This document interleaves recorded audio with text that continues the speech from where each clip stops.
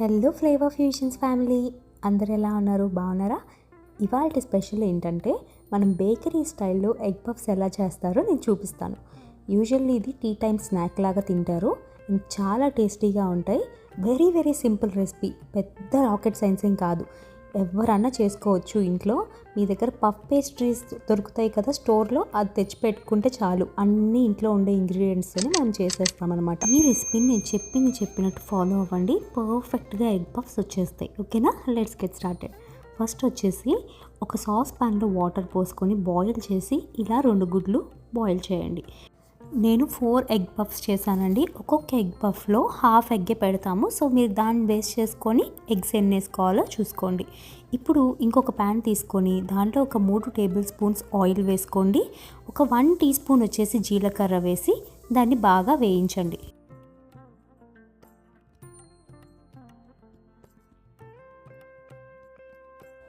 ఇలా జీలకర్ర చిట్టపటలాడినప్పుడు ఒక చిన్న మిరపకాయని చిన్న ముక్కలుగా కట్ చేసి వేసుకోండి.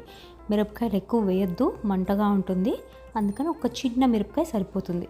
ఇప్పుడు ఒక 1 కప్ వచ్చేసి నిలువుగా తరిగిన రెడ్ ఆనియన్ కూడా వేసుకొని దోరగా వేయించండి.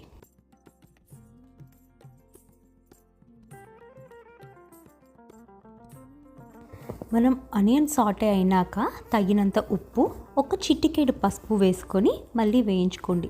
ఈ రెసిపీకి మరీ గోల్డెన్ బ్రౌన్ కలర్లో అవ్వక్కర్లేదు. ట్రాన్స్పరెంట్గా ఆనియన్స్ అయ్యి బాగా కుక్ అయితే చాలు. కొంచెం లైట్ గోల్డెన్ కలర్లోకి వస్తే సరిపోతుంది.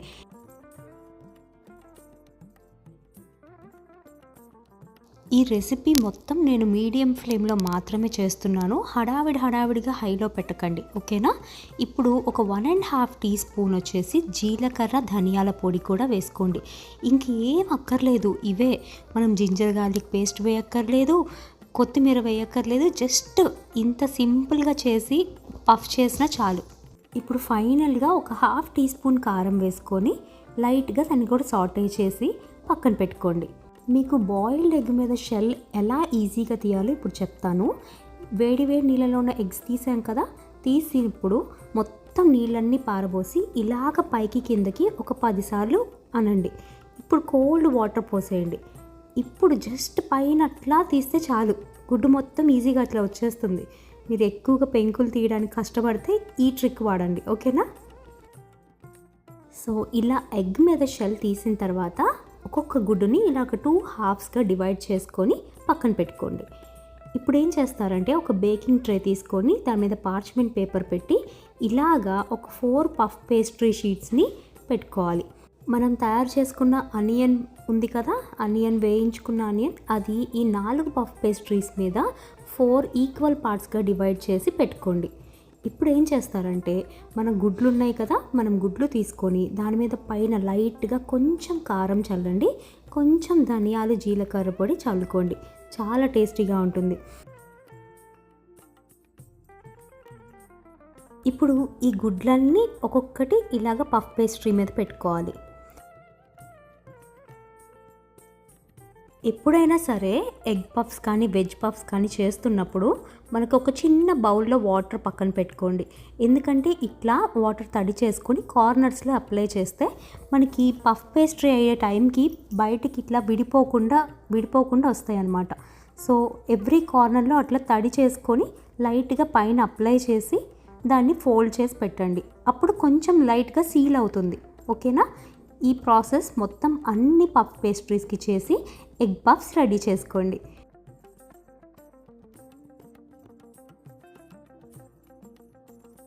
ఈలోపు ఏం చేస్తారంటే మీ అవెన్ని 350 డిగ్రీస్ ఫారెన్హైట్లో ప్రీ హీట్ చేసి పెట్టుకోండి. ఎందుకంటే ఇప్పుడు ఫైనల్గా మనం ఎగ్ వాష్ చేయాలి. డైరెక్ట్గా ఆ పని పెట్టేయకూడదు. ఇలా ఒక గుడ్డును పగలకొట్టి దాన్ని బాగా విస్క్ చేసిన తర్వాత లైట్గా బ్రష్తో పైన టాప్ ఇట్లాగా అప్లై చేయండి. అప్పుడే గోల్డెన్ బ్రౌన్ కలర్లో చాలా టేస్టీగా యమ్మీగా ఉంటాయి అన్నమాట పఫ్స్. ఓకే, ఇలా అప్లై చేసిన తర్వాత 350 డిగ్రీస్ ఫారెన్హైట్లో 35 నిమిషాలు ఖచ్చితంగా బేక్ చేసి తీరాలి.